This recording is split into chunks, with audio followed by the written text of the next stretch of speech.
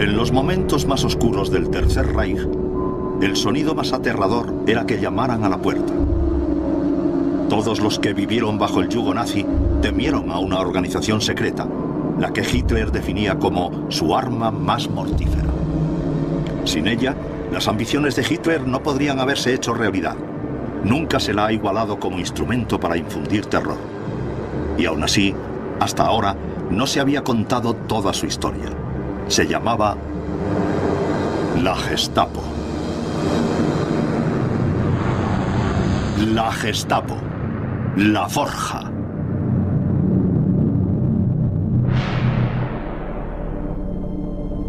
La Gestapo fue una organización de contradicciones. Parecía conocerlo todo, pero el éxito de sus sistemas de inteligencia era limitado. Sus figuras públicas estaban entre los líderes nazis más conocidos, despiadados y ambiciosos, pero el arquitecto real de su éxito se ocultaba en las sombras. Incluso durante su apogeo, pocos conocieron al genio siniestro que guiaba a la Gestapo. Y aunque su nombre ha ejercido una fascinación siniestra durante más de medio siglo, el funcionamiento de la Gestapo sigue siendo un misterio.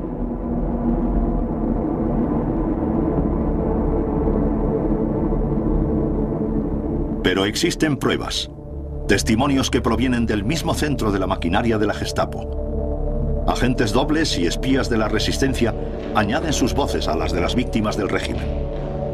Muchos están muertos, pero sus palabras, registradas en cuadernos y diarios y escenificadas aquí, siguen vivas.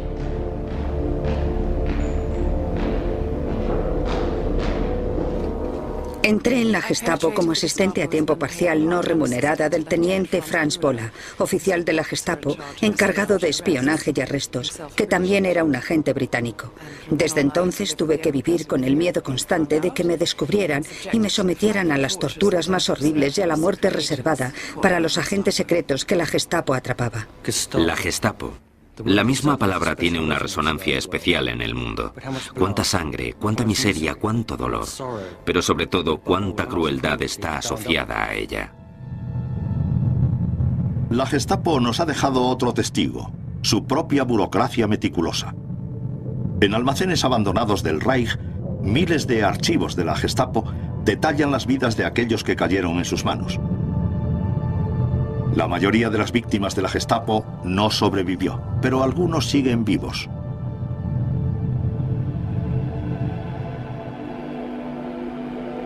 Milo Dor fue arrestado por la Gestapo en 1942 cuando tenía 19 años. Le interrogaron y torturaron casi hasta matarle. Todo está registrado punto por punto en su ficha. Gestapo 4C. Con números romanos, debido a actividad subversiva. Dios mío. ¿Es la primera vez que ve su foto? Es la primera vez que veo el original. Me pone muy triste ver todo esto. Me recuerda a esa época terrible. El nombre Gestapo personifica el horror que causó la policía secreta nazi, aunque la Gestapo solo era un cuerpo de una red de agencias de seguridad nazis igualmente despiadadas. Su imagen es la de una máquina eficientemente fría e impecable. La reputación de su red de oficiales se extendió por todas partes, aunque era una organización pequeña. En 1941 solo había 8.000 oficiales vigilando a más de 70 millones de personas. El arquetipo de oficial de la Gestapo era una figura siniestra con un abrigo de cuero negro, pero en realidad la mayoría del personal de la Gestapo eran burócratas anónimos. ¿Cómo entonces ejerció la Gestapo un control tan total sobre las acciones de una población tan grande y siempre creciente y, lo más importante, sobre sus imaginaciones?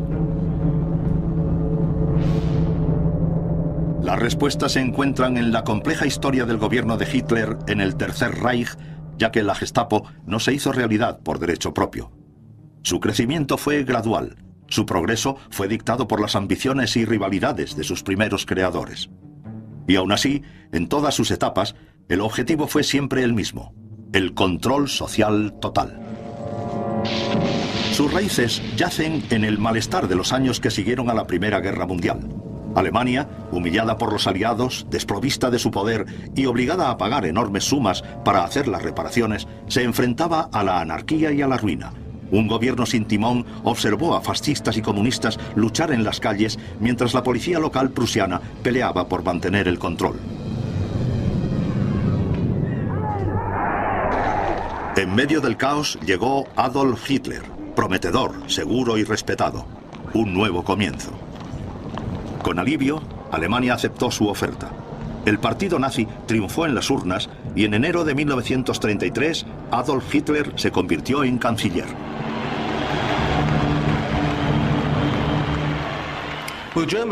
Bueno, la respuesta del pueblo alemán a la agitación política y a la violencia callejera fue de desasosiego extremo, naturalmente. Estaban hartos de aquellas peleas incesantes entre los nazis y sus rivales, los comunistas, los socialdemócratas.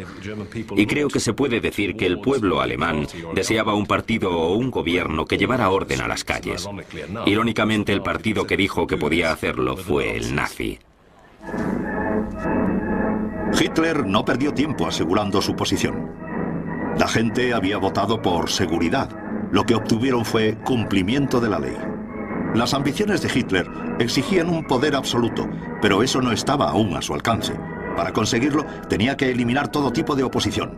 Sus primeras herramientas fueron burdas pero eficaces. La SA o tropas de asalto. Bajo su líder matón, Ernst Röhm, la SA había sido el apoyo más leal de Hitler durante su subida al poder.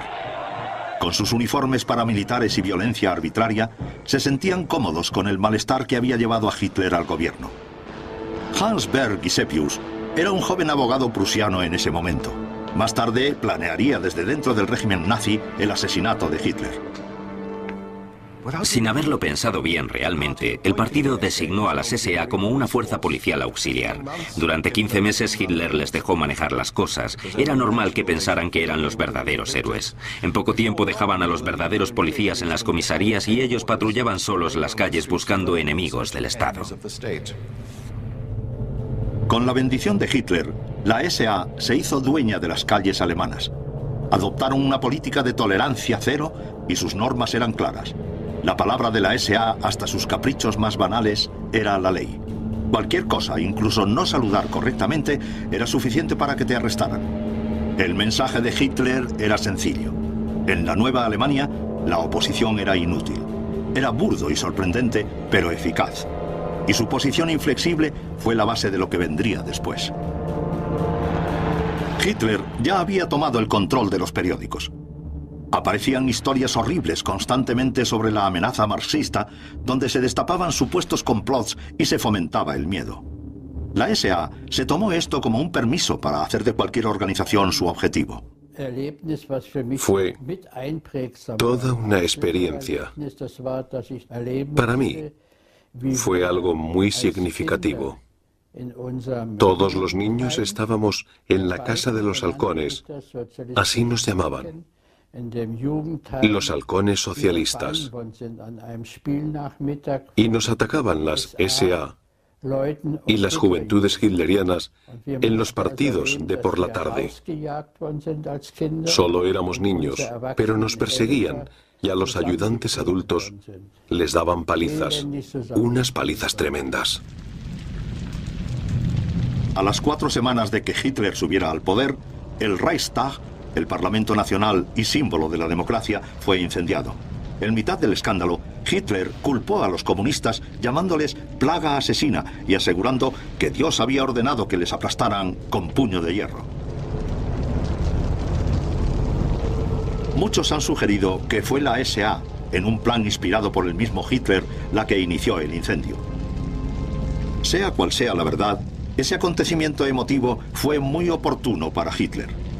Le permitió exigir el estado de emergencia, que fue declarado al día siguiente por el enfermo presidente alemán Paul von Hindenburg. Se suspendieron los derechos civiles y el pueblo alemán perdió su última protección. Hitler solo había tardado unas semanas en conseguir el movimiento crucial que hizo posible la Gestapo. Cualquiera podía ser arrestado en cualquier momento y ser retenido indefinidamente. La SA había desempeñado un papel fundamental, pero era un instrumento demasiado rudo para lo que Hitler tenía ahora en mente. Necesitaba algo mucho más refinado, y en los siguientes meses encontraría la forma de crearlo. En 1933, Alemania había elegido a Hitler y a su partido nazi para que subiera al poder, y permitió que se suspendieran todos los derechos civiles. Hitler trabajaba en su plan maestro del Tercer Reich, pero mientras tanto, la policía auxiliar, la SA, controlaba las calles. Arrestaron a tanta gente que no había sitio para meter a los prisioneros. En ese momento surgieron los búnkers, las terribles cárceles privadas de la SA. Llevarse a individuos desgraciados se había convertido en una costumbre de las SA. El tipo de violencia que se vio en nuestras ciudades casi supera el umbral de la credibilidad. Los llamados campamentos salvajes eran cárceles improvisadas. En Oranienburg, por ejemplo, se utilizó una fábrica de cerveza abandonada. Mientras los documentales de propaganda los describían como centros de reeducación que incluían hasta ejercicios matinales, la verdad era muy distinta. 900 personas estaban embutidas allí a merced de la SA, que las torturaba y asesinaba con total impunidad. Todo el mundo tuvo su turno, claro. El Frente Rojo, los socialdemócratas, cualquiera que no fuera fascista, y los judíos. La campaña antisemita de la SA había ido creciendo poco a poco. Joseph Goebbels, el ministro de propaganda de Hitler, la legitimó anunciando unas medidas contra todos los negocios judíos en Alemania.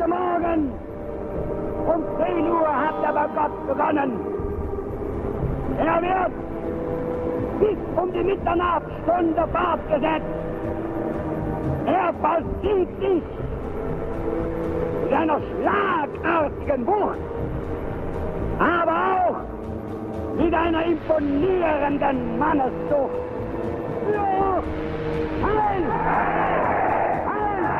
La SA no necesitaba más ánimos.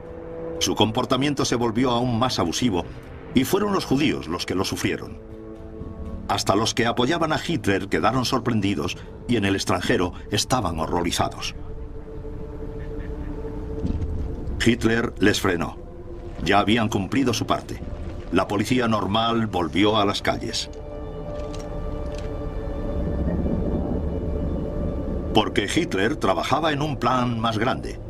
Había visto la eficacia de la SA controlando a la oposición, pero también era consciente de su burda autoindulgencia, de sus líderes corruptos y de su falta de disciplina. Esa no era la imagen que quería proyectar. Sabía exactamente lo que quería. Algo que pudiera extender el miedo que había creado la SA y refinarlo. Una policía secreta y política obligada a servir al Führer, al partido y al Reich. La llamó la Geheime Staatspolizei, la policía secreta estatal, aunque se la conocería por su abreviatura, una palabra que se convertiría en sinónimo de miedo, la Gestapo. Hitler ya tenía unidades de seguridad y vigilancia colocadas como procedimiento, pero la Gestapo sería algo distinto. Sería secreta, pero muy conocida. Las nuevas fuerzas tenían el cuartel general en la calle Prinz Albrecht, en Berlín. Al principio solo tenía jurisdicción en la gran provincia oriental de Prusia y solo había 200 oficiales, todos con una educación muy buena. Como líder, Hitler había elegido a Hermann Göring, entre los más ambiciosos y vanos de todo el grupo interno nazi. Göring protegió su poder ejecutivo de la fuerza policial en Prusia con ahínco. La Gestapo era su niño mimado porque él sabía bien que guardaba la llave de su poder. El Führer disfrutaba leyendo sus informes secretos muy dramatizados y exagerados. El expediente de Göring era simple, buscar la oposición allá donde estuviera. Pero los principales enemigos de los nazis, los comunistas, los socialdemócratas y los sindicatos, habían pasado a la clandestinidad para entonces. Para encontrarlos necesitaría habilidad, la habilidad de una policía entrenada. Göring se aseguró de que la nueva fuerza supiera que iba a ser un trabajo policial distinto, no iban solo a perseguir criminales. Und alle diejenigen, die ausschließlich wegen ihrer roten oder schwarzen Gesinnung und zur Unterdrückung aller nationalen Bestrebungen in Amts- und Würdensitze hinausgehen. Pero Göring enseguida tuvo competencia en Heinrich Himmler y en Reinhard Heydrich, dos nuevas estrellas en la jerarquía nazi que miraban con ojos golosos a la nueva organización. Himmler llevaba al lado de Hitler desde los primeros días en Múnich, capital de la provincia sur de Baviera, donde todo el movimiento nazi había comenzado una década antes. Allí lideró las SS, el servicio de seguridad personal de Hitler. Bajo su mando, las SS se habían expandido haciéndose con la policía bávara. Y no resulta sorprendente que se interesase en el desarrollo de la Gestapo, al igual que su compañero y líder de las SS, Reinhard Heydrich, un joven nazi listo y ambicioso.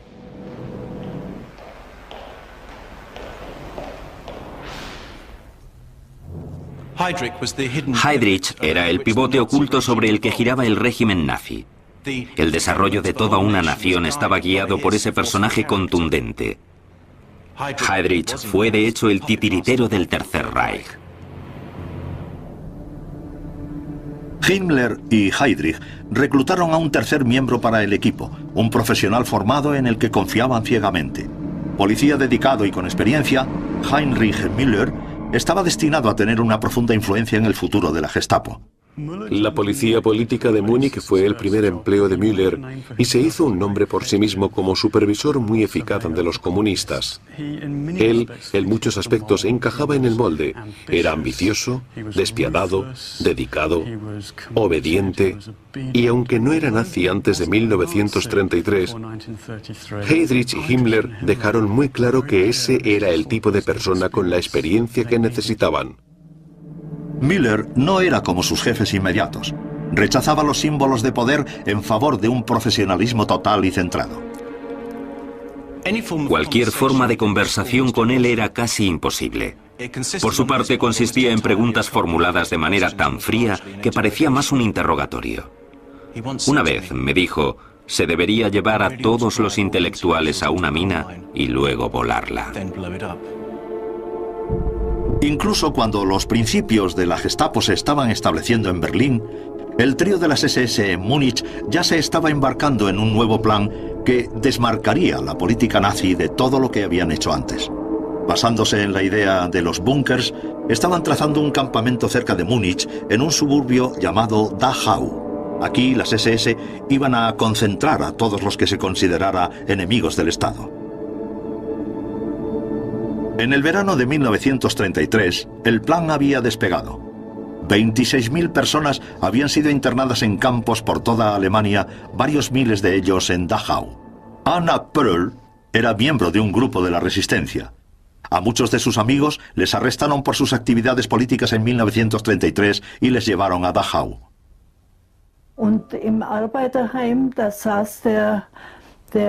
El comunista Leonhard Hausmann estaba en la Casa de los Trabajadores. Le hablé de los carteles en las marquesinas, que Hitler era canciller del Reich. Entonces guardó algunas cosas y se marchó de la oficina.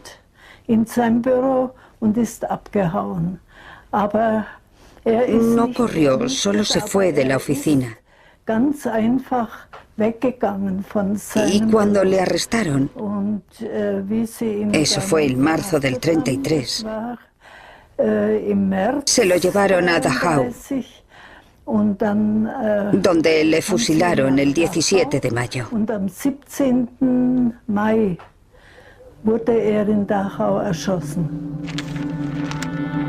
Para el mundo exterior, Dachau era un campamento de descanso, aunque pronto la verdad salió a la luz.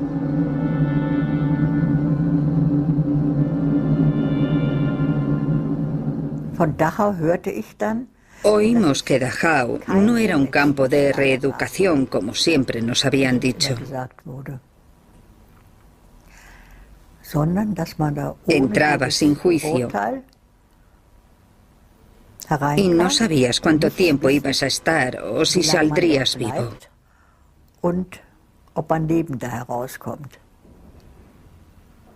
Oímos que a la gente la torturaban allí dentro.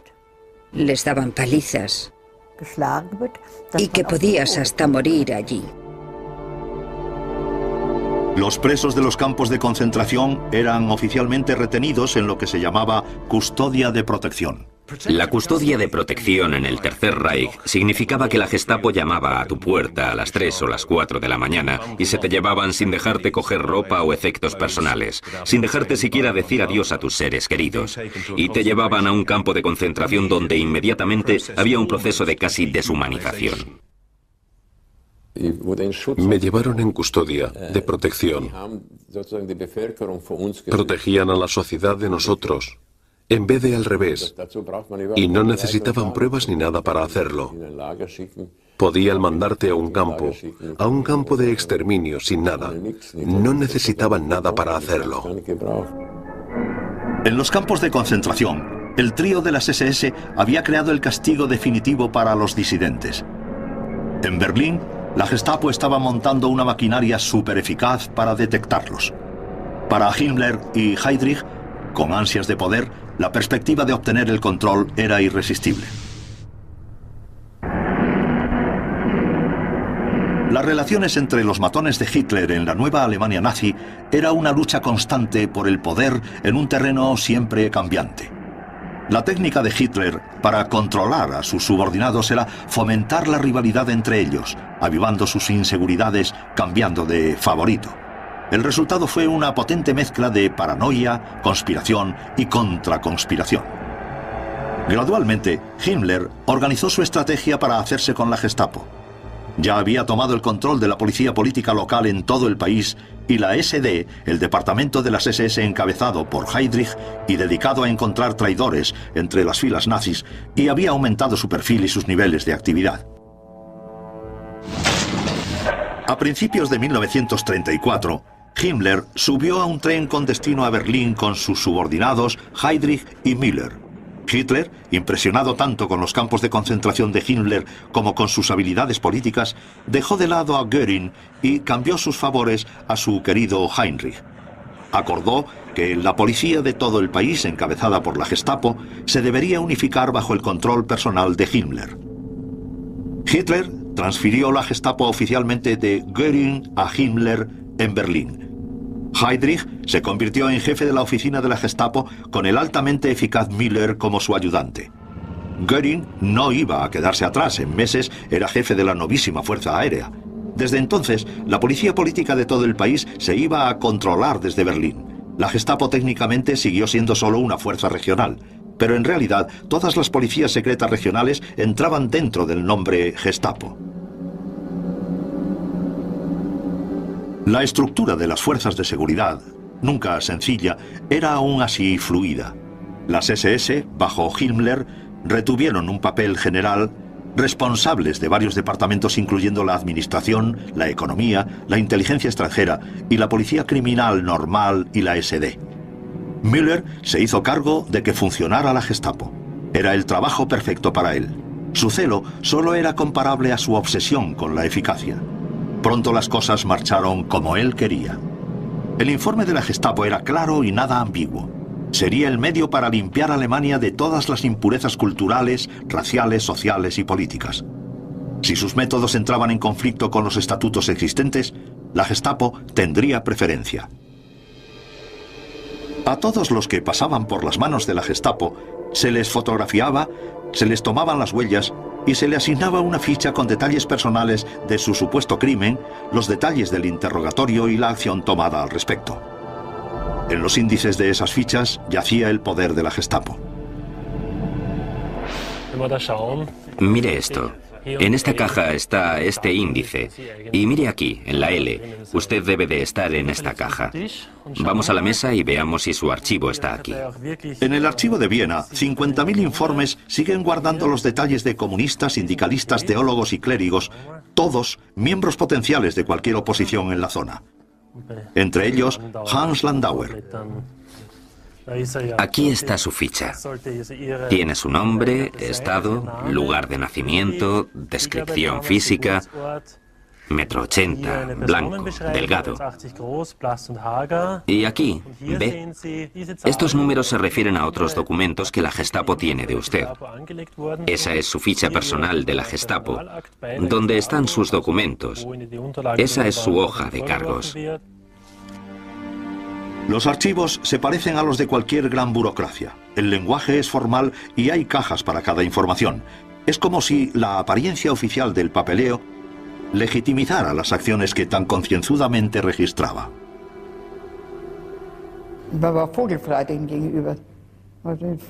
Estábamos completamente a su merced. Podían hacer lo que quisieran con nosotros. Ni justicia, ni ley, ni nada. Era una institución que no atendía a nada.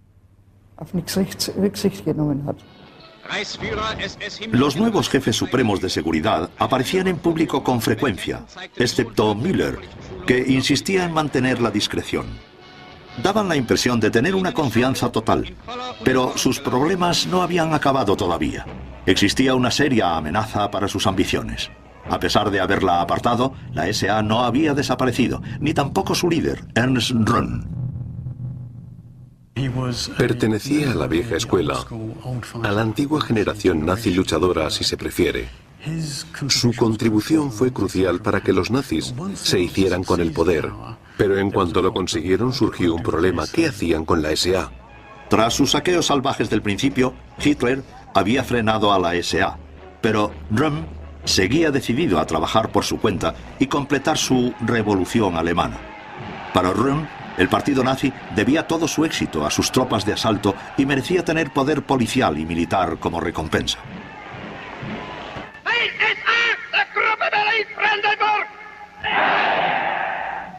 Das es mit das Verdienst jetzt einzeln Pflicht der einfachen SA-Mannes ist, wenn heute ein anderes Deutschland Welt gegenübersteht.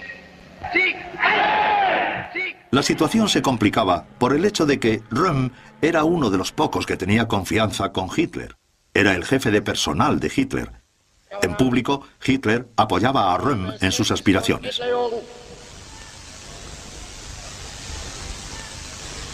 Eine große Zeit ist angebrochen und wir sind nur ihre lebenden Zeugen, sondern ihre Gestalter. Röhm estaba convencido de que podía transformar sus escuadrones indisciplinados en modelos para el ejército del futuro. Su idea era simple y lógica. Cuanto antes se aprovechara del recrudecimiento tras la toma del poder para destrozar la maraña de leyes y el laberinto de políticas extranjeras, antes se convertiría su ejército revolucionario en el ejército alemán del futuro. Röhm se estaba convirtiendo en un problema.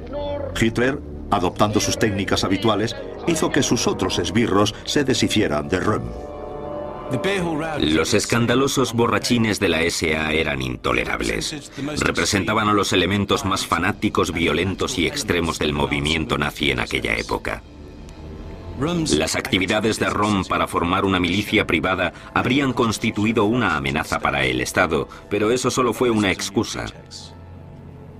En el ambicioso Himmler y en el aún más ambicioso Heydrich, Hitler encontró verdugos dispuestos y cada uno aprovechó la oportunidad para aumentar su propio poder. El 27 de junio de 1934, en una reunión secreta en la calle Príncipe Alberto, Heydrich anunció que la inteligencia ha confirmado que la SA al mando de Röhm está planeando un golpe de Estado. Era una mentira flagrante. Heydrich y Müller coordinaron una llamada contraoperación desde el cuartel general de la Gestapo. Heydrich preparó una lista firmada por Hitler de aquellos a los que fusilarían.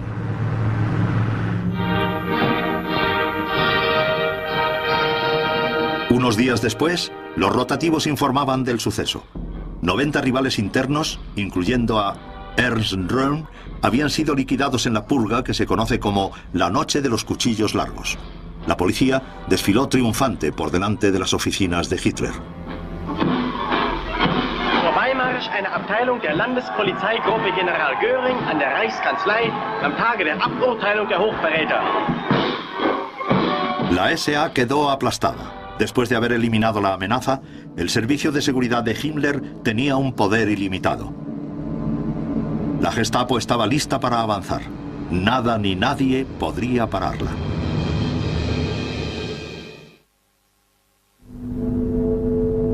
Hitler, Himmler, Heydrich y Müller tenían ahora el control total de la seguridad de Alemania. La policía política del país, bajo las órdenes de la Gestapo, estaba ya reprimiendo toda forma de disidencia. Bajo el mando de Müller, que había hecho un estudio de la famosa policía secreta soviética, la Gestapo estaba estableciendo sus métodos característicos. Todos estaban diseñados para difundir el miedo. Johann Swerth formaba parte de la poca oposición que quedaba, imprimía y distribuía panfletos y conseguía fondos para la guerra civil en España. Acababa de entrar en mi piso cuando aparecieron dos hombres armados en la puerta. Me llevaron directamente del piso a la cárcel, a la de la policía. Sabían mucho sobre mí porque habían estado interrogando a gente. Entonces fue cuando empezaron a pegarme en la cara. Me pegaron durante 1 hora. Es terrible cuando no sabes, cuando te sacan de tu celda, qué es lo que te va a pasar. Yo llevaba un jersey grueso puesto cuando me arrestaron y lo llevé día y noche como protección. Porque sabía que cuando me llevaban abajo me iban a pegar.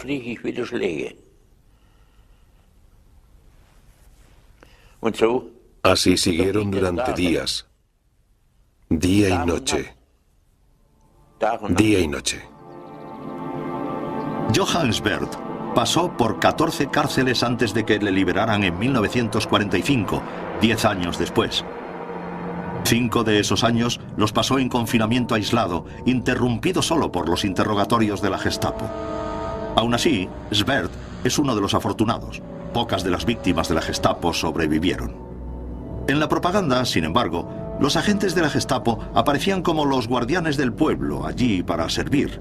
Los carteles mostraban a la policía como amigos y ayudantes, como protectores de la sociedad de las fuerzas oscuras que la amenazaban. Hasta aparecían en los juegos de los niños.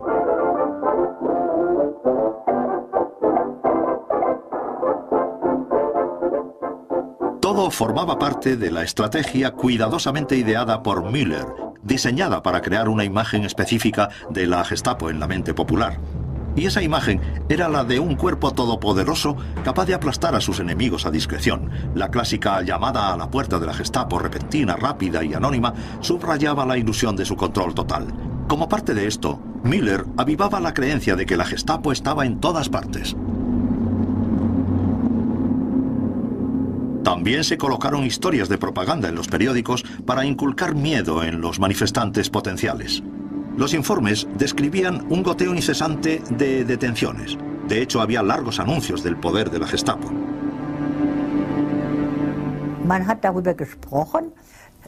Hablábamos de cómo la Gestapo observaba a la gente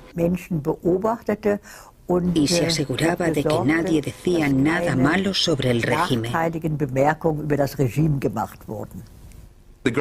La gran baza de la Gestapo era la publicidad.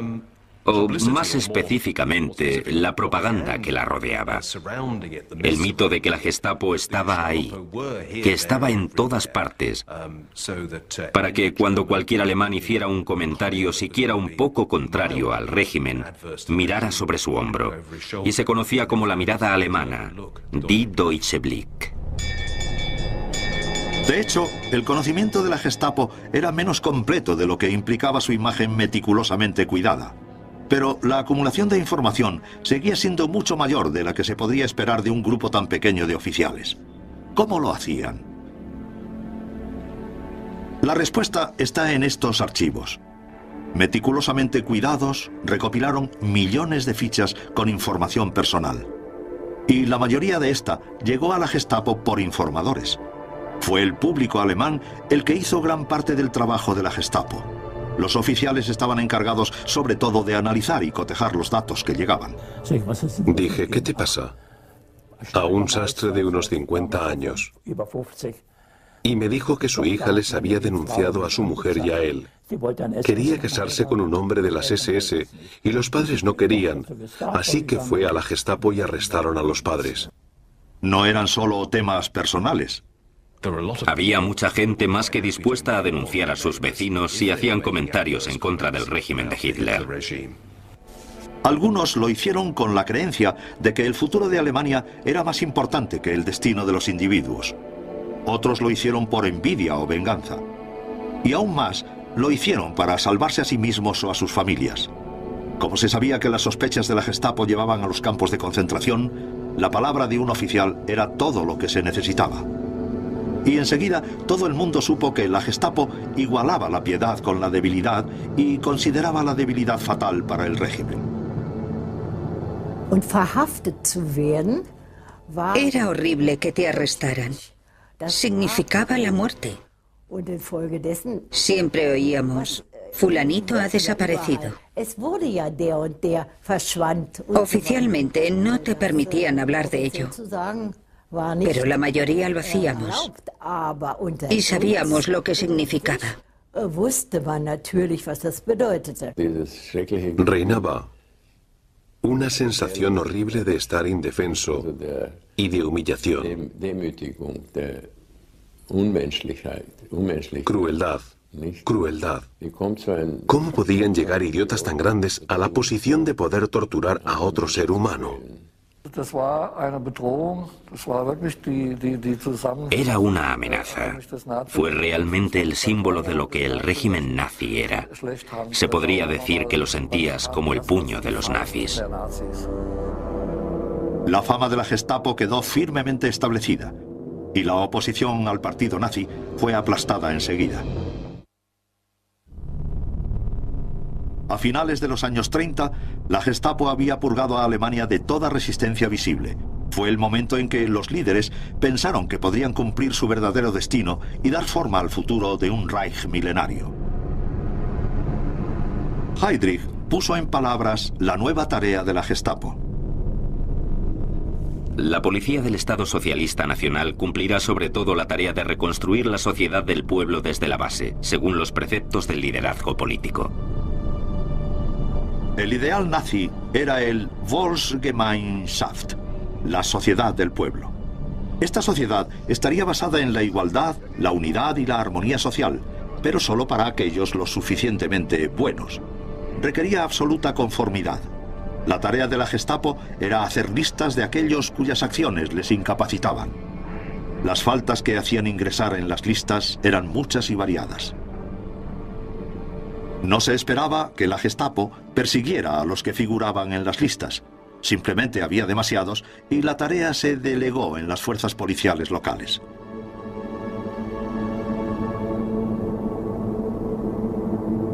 Uno de los grupos que aparecían en las listas fue el de los judíos. Enseguida, la discriminación fue legal. El 15 de septiembre de 1935 se anunciaron las leyes de Nuremberg. Dem deutschen Volk und Reich zu dienen. Eheschließungen zwischen Juden und Staatsangehörigen deutschen oder artverwandten Blutes sind verboten. La discriminación de los judíos tenía ya una base oficial: las leyes raciales. La gente no necesitó ánimos.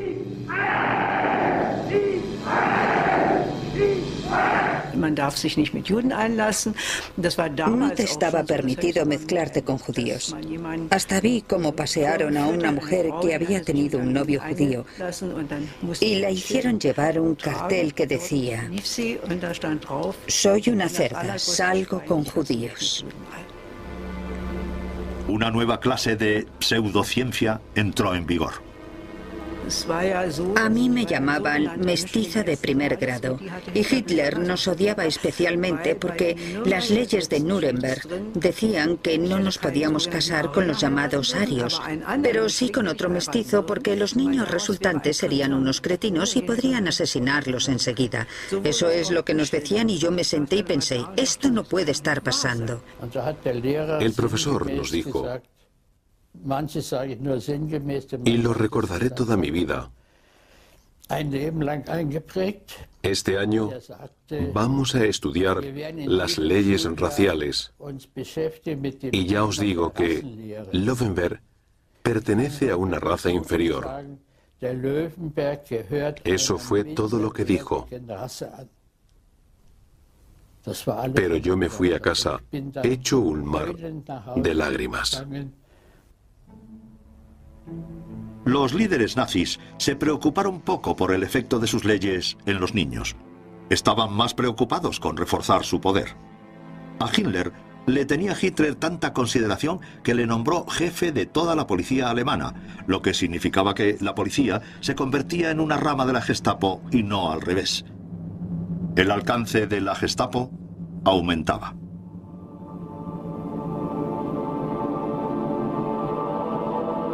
La Gestapo era tan efectiva en sus tareas nacionales que a finales de los años 30 estaban listos para extender sus alas. Y Hitler tenía preparado un nuevo papel para ellos. Tenía planes para expandir el Tercer Reich y la nueva conquista tendría que aplacarse. Hitler asignó a la Gestapo la tarea de desmantelar toda resistencia en el extranjero. Heydrich preparó los planes.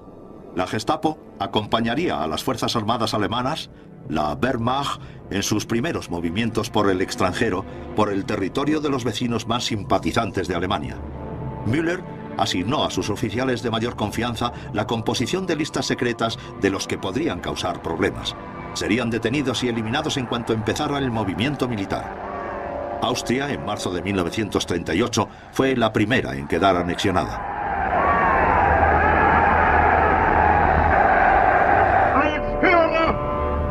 Kanzler der deutschen Nation und des Reichs melde ich vor der deutschen Geschichte nunmehr den Eintritt meiner Heimat in das Deutsche Reich.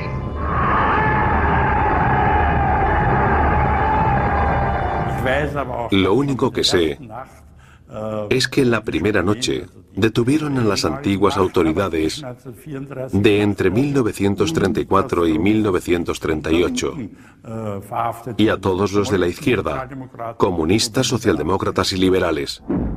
Apenas unos meses después, el ejército marchó sin oposición por los Sudetes, la parte germanoparlante de Checoslovaquia. Al igual que Austria, lo veían como territorio nacional a pesar de estar en otro país y la anexión se realizó sin percances. Allí la Gestapo también llegó con sus listas.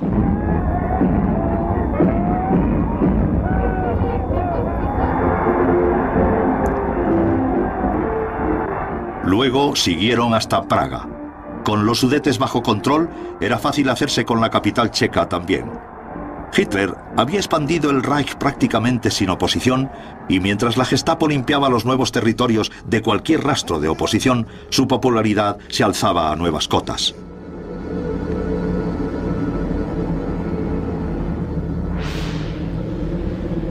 Pocos esperaban que Hitler detuviera allí su agresión. Su maquinaria propagandística empezaba a sonar a guerra en Europa. Y en el cuartel general de la Gestapo, los planes ya estaban trazados. Heydrich, Müller y un grupo pequeño de oficiales de la Gestapo de confianza estaban preparando la Operación Tannenberg. Era un complot brutal y despiadado con la intención de engañar tanto al público alemán como al mundo entero. Se le había encomendado a la Gestapo el trazado de un plan que llevaría a Europa y finalmente al mundo entero a la guerra. Su poder ahora era inmenso.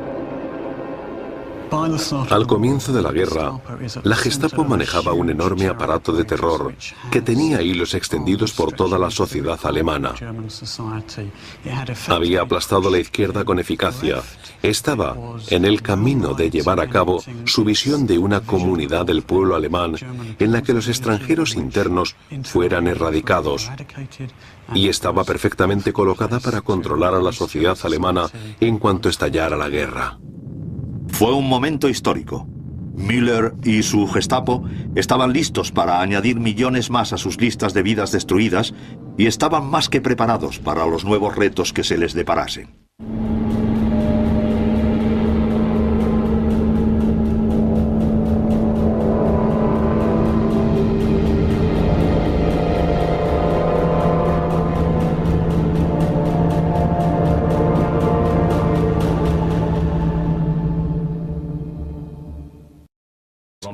Irónicamente, el partido que dijo que podía hacerlo fue el nazi.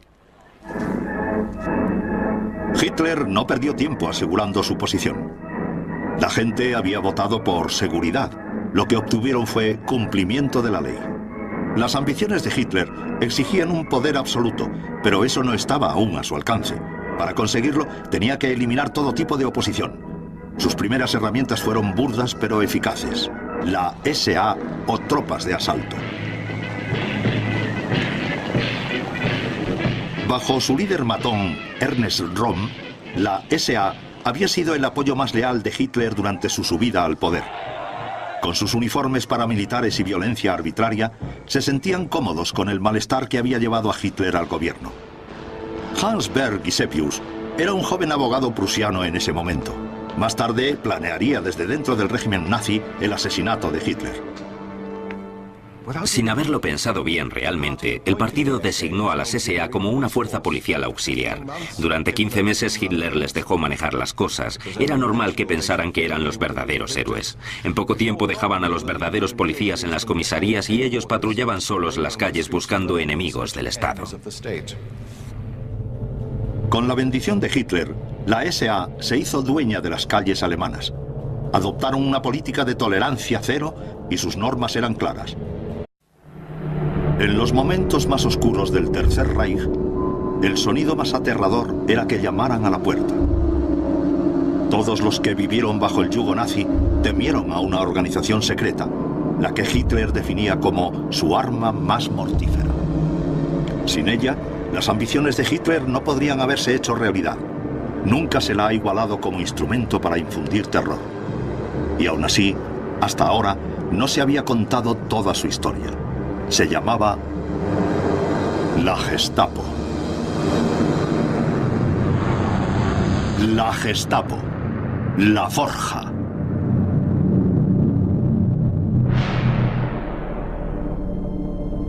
La Gestapo fue una organización de contradicciones. Parecía conocerlo todo, pero el éxito de sus sistemas de inteligencia era limitado. Sus figuras públicas estaban entre los líderes nazis más conocidos, despiadados y ambiciosos, pero el arquitecto real de su éxito se ocultaba en las sombras. Incluso durante su apogeo, pocos conocieron al genio siniestro que guiaba a la Gestapo.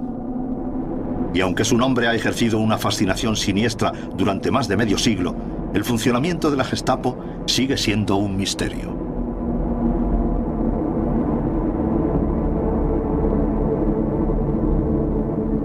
Pero existen pruebas, testimonios que provienen del mismo centro de la maquinaria de la Gestapo. Agentes dobles y espías de la resistencia añaden sus voces a las de las víctimas del régimen. Muchos están muertos, pero sus palabras, registradas en cuadernos y diarios y escenificadas aquí, siguen vivas.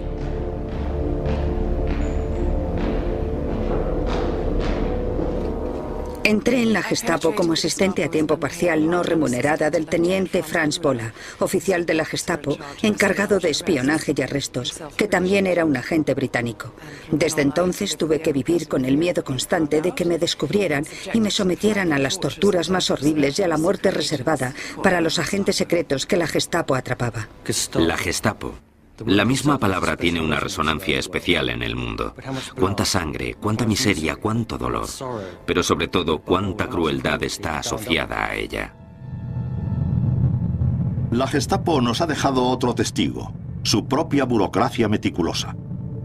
En almacenes abandonados del Reich, miles de archivos de la Gestapo detallan las vidas de aquellos que cayeron en sus manos. La mayoría de las víctimas de la Gestapo no sobrevivió, pero algunos siguen vivos.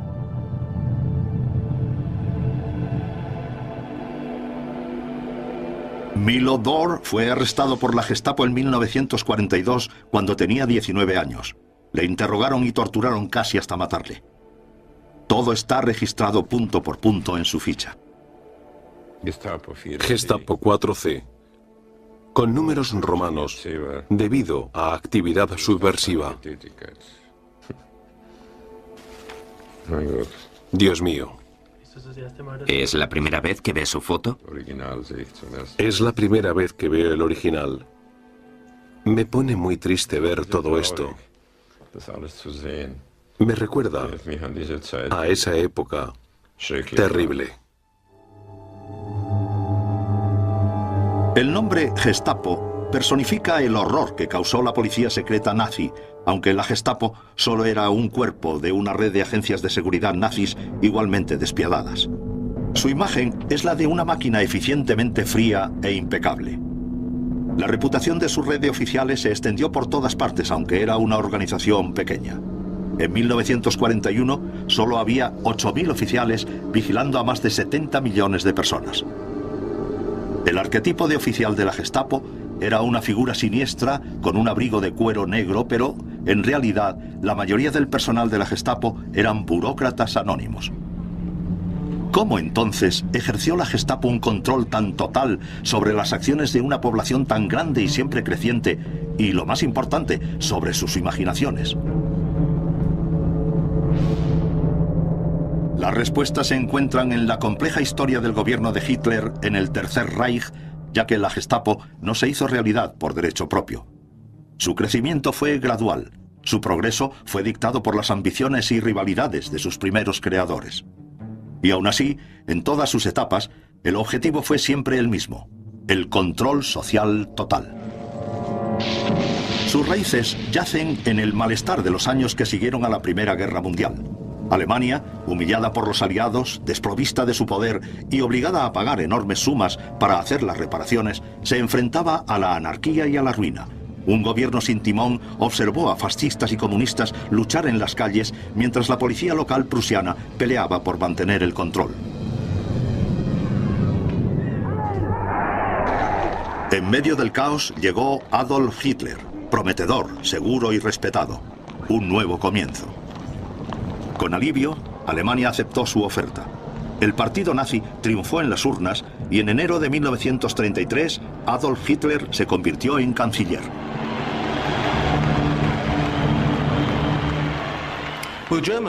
Bueno, la respuesta del pueblo alemán a la agitación política y a la violencia callejera fue de desasosiego extremo, naturalmente. Estaban hartos de aquellas peleas incesantes entre los nazis y sus rivales, los comunistas, los socialdemócratas. Y creo que se puede decir que el pueblo alemán deseaba un partido o un gobierno que llevara orden a las calles.